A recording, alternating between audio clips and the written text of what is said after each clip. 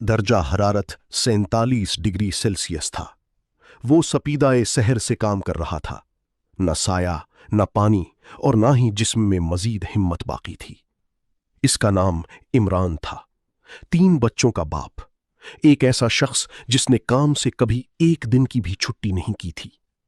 लेकिन आज उसका जिस्म जवाब दे रहा था। और ऐन उसी लम्हे उसे अपनी मां की आवाज सुनाई दी। किसी फोन से नहीं, ना ही महज याददाश्त से, बल्कि अपनी सीने की गहराइयों से। उसकी मां ने उसे ये दुआ तब सिखाई थी जब वो सिर्फ 7 साल का था।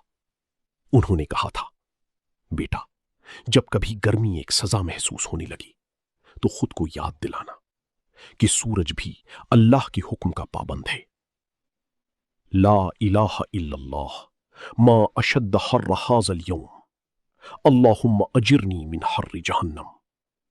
अल्लाह के सिवा कोई माबूद नहीं, आज के दिन की तपश कितनी शदीद है। ए अल्लाह, मुझे जहन्नम की गर्मी से पनाह दी।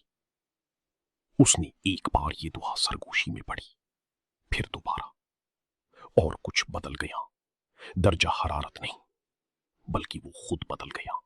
ये दुआ सिर्फ गर्म मौसम के लिए नहीं है, बल्कि ये एक याद दहानी है कि इस दुनिया की तपिश कुछ भी नहीं उसके मुकाबले में जिससे अल्लाह आपको बचा सकता है। अगर आज सूरज नाकाबिले बर्दाश्त महसूस हो रहा है तो ये दुआ पढ़ें।